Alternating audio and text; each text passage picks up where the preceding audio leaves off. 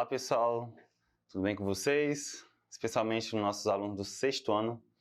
Hoje vamos dar um conteúdo que é base do sexto ano, que vai servir tanto para o sétimo, oitavo, e é o ponto inicial dos conjuntos numéricos, que é sobre o conjunto dos números naturais. Vamos ver características, exemplos, e você vai ver que você já conhecia ele em outra formatação, tá ok? Então, vamos começar aqui a nossa aula. E eu faço o seguinte com vocês, né? Pessoal, vocês já pensaram na vida como é que seria a vida sem os números? E como é que surgiram os números, né? Porque tudo na vida tem, né, um início, né? Então a gente vai trabalhar um pouco sobre isso, né? Então, fazendo a leitura bem rápida, né? O número surgiu a partir do momento em que existiu a necessidade de contar objetos e coisas. Isso aconteceu há mais de 30 mil anos. Os homens viviam nessa época, né, nas cavernas e grutas, e não existia uma ideia de número, mas eles tinham a necessidade de contar, ou seja, a contagem, né? Tudo na vida, geralmente falo assim, meus alunos, que vem devido à necessidade. Então, os números também teve essa origem, né? O que a gente pode falar mais, né? Então, nisso, a gente começou a fazer um certo agrupamento de números e assim nasceu o conjunto dos números naturais. Então vejamos aqui a definição.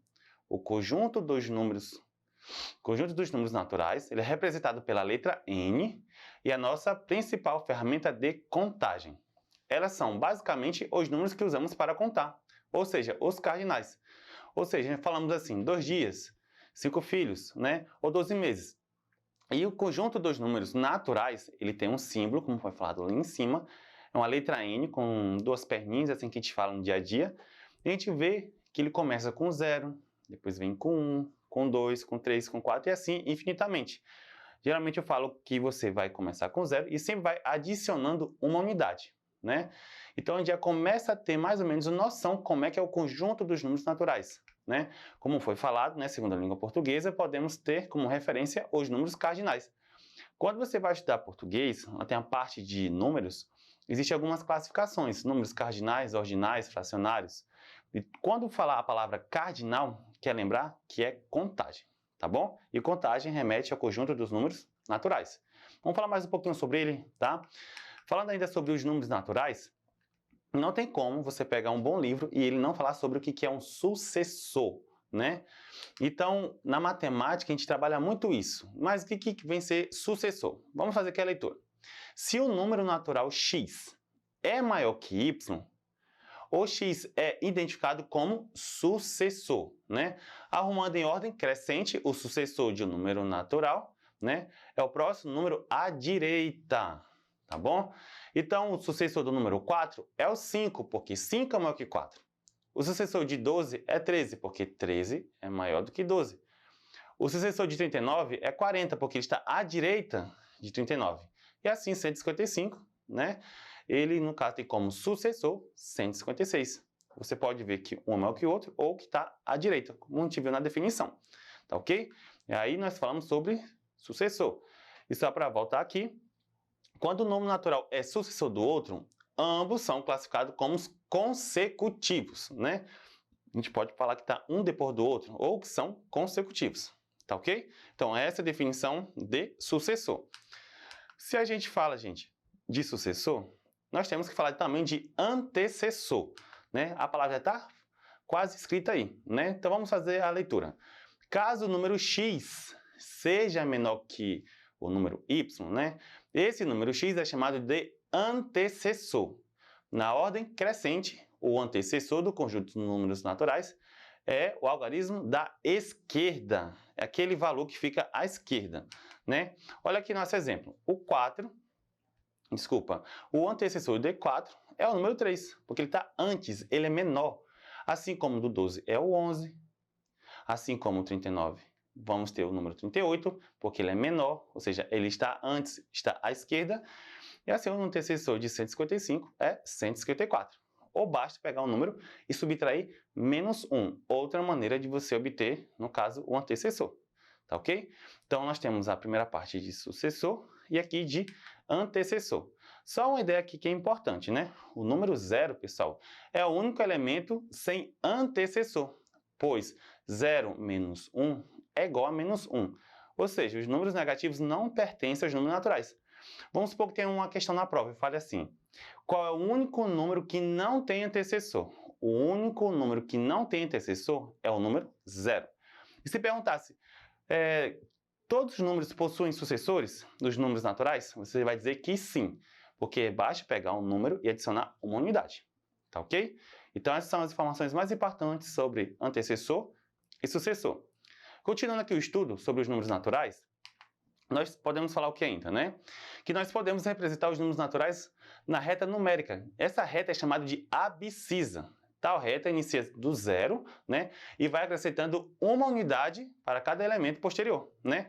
Olha aqui o símbolo dos números naturais. Começa com 0, vai com 1, 2, 3, 4, 5 e assim infinitamente.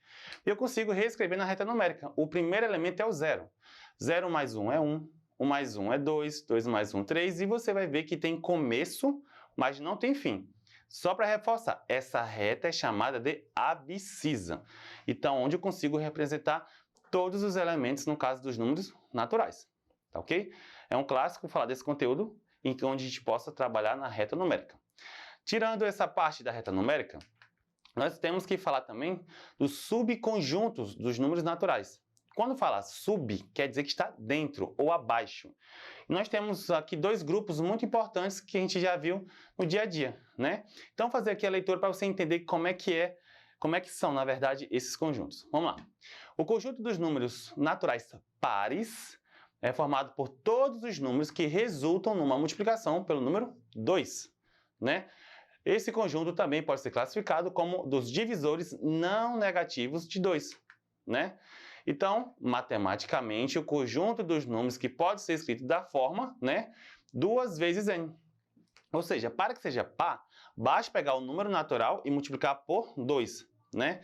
Então, ali nós vemos na imagem, né, que o conjunto dos números naturais pares pode ser representado da seguinte maneira.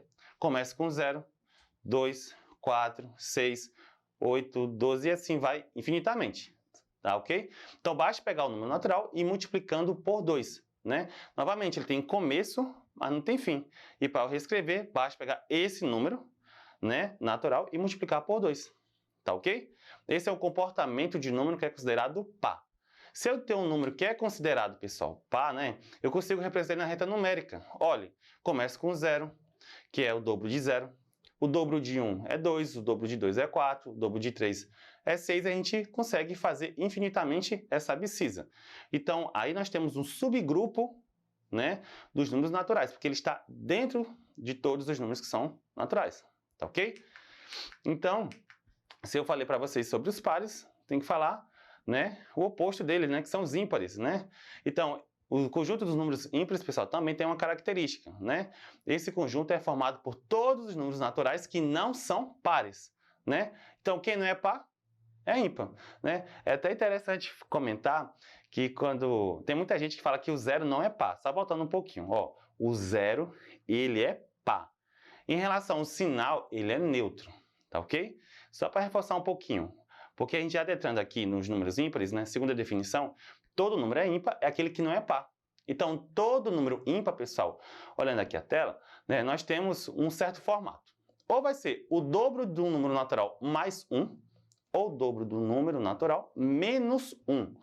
São essas duas formatações que você consegue escrever ele, né? Então, dessa maneira, o conjunto dos números ímpares é composto pelos seguintes elementos, né? Primeiro, o 1, depois o 3, 5, 7, 9, 11 e assim vai infinitamente. Veja que é o dobro do conjunto dos números naturais mais 1. Por exemplo, o dobro de 0 é 0. 0 mais 1 é 1. Mais outro exemplo. O dobro de 1 é 2. 2 mais 1, 3. Então, já tem um segundo elemento. E assim você vai fazendo infinitamente até você determinar todos os números que são ímpares. Tá bom? E eu também consigo escrever ele na reta numérica, né? Nós temos ali, ó, uma distinção, tá bom? Olhe direitinho. As bolinhas que são brancas são todas pares, né? 0, 2, 4, 6, 8, 10. E a bolinha que está ali pintada de preto são todos ímpares. 1, 3, 5, 7, 9 e assim vai. Então, a gente vê que sempre vai ser um par, outro é ímpar. Outro é par e outro é ímpar, ou seja, ele fica permutando. Então, aqui a gente consegue representar esses dois subgrupos muito importantes que são dos números naturais, tá ok? Já que a gente falou da parte teórica, vamos para a parte prática agora, tá ok? Vamos fazer aqui, pelo menos, alguns exemplos para você entender melhor esse conteúdo. Então, vamos fazer aqui a leitura. Olha, João plantou uma fileira de plantas frutíferas com distanciamento de 3 metros cada uma delas. Veja a figura abaixo, as árvores, ok? Aí eu faço a pergunta que é o seguinte: qual é a distância entre a quinta árvore e a porteira, né? Aí nós temos 4 opções, né? São 15 metros, 3 metros, 9 metros ou 6 metros. Então, geralmente a gente fala que trabalhamos com raciocínio lógico, mas a gente já começa a trabalhar aí com os números naturais, né? Se você olhar direitinho, né, isso lembra uma reta numérica. Então, quem souber a resposta, vamos imaginar aqui a resolução do seguinte modo. Olha, se você olhar direitinho, a distância da porteira até a primeira árvore, ele vale 3. Então, assim, pessoal, obrigatoriamente, não existe, na verdade, uma obrigatoriedade do distanciamento, né? Pode ser de 1 em 1, 2 em 2. Nossa escala aí é de 3 em 3. Então, da porteira até a primeira árvore vale 3 metros, né? Se eu contar com a segunda, vai ser mais 3 metros. Assim, vamos somar mais 3, mais 3, mais 3. E assim eu consigo fazer, no caso, a resolução, né? Quando você vai fazer, no caso, essa soma, você vai obter o valor igual a 15, né? Como a gente está no 6º ano, temos 2 caminhos. Ou você vai somando 3, mais 3, mais 3, mais 3, mais 3, 5 vezes, mas com a evolução da adição temos a multiplicação. 5 vezes 3 é igual a 15. Então, aqui, querendo ou não, nós estamos trabalhando com os números que são naturais, tá ok? E aqui estamos trabalhando também com a reta numérica, que é algo muito importante. Então, geralmente, tome cuidado, tá ok? Vamos fazer aqui nosso exemplo número 2, olha. Eu quero saber qual número que está nessa posição da seta, tá ok? E nós temos aqui algumas opções, né? Então, Luísa desenhou uma reta numérica em que a distância entre as duas marcas consecutivas são todas iguais. Ela marcou 2 números nas pontas, que é 23 e 63. Então, qual a opção que não vai nos dar aí, né? Para a gente encontrar a opção, a gente tem a seguinte metodologia de resolução, né? Se você olhar direitinho, a distância de 23 até 63 é igual a 40. Se você olhar direitinho, ele tem 10 traços. Então, se você tem 40 e divide para 10, cada espaçamento é igual a 4. Então, basta somar 4, mais 4, mais 4, mais 4, né? Você vai obter o valor onde fica essa seta. Que o número que Luísa marcou é igual a quê? 23, que era o início, mais 4, mais 4, mais 4, mais 4, que é igual a 39, né? Então, a gente procurou aí fazer a escala para encontrar o resultado, né? E assim, nossa resposta correta é a letra B, tá ok? Então, trabalhamos com a reta numérica e com a escala, ok? Então, fechamos aqui nossa aula, né, com algumas palavras-chave.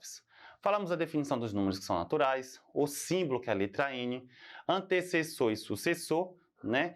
Representamos a reta numérica e o número é par ou ímpar, tá ok? Então, acesse nossa plataforma Eduque e até a próxima aula.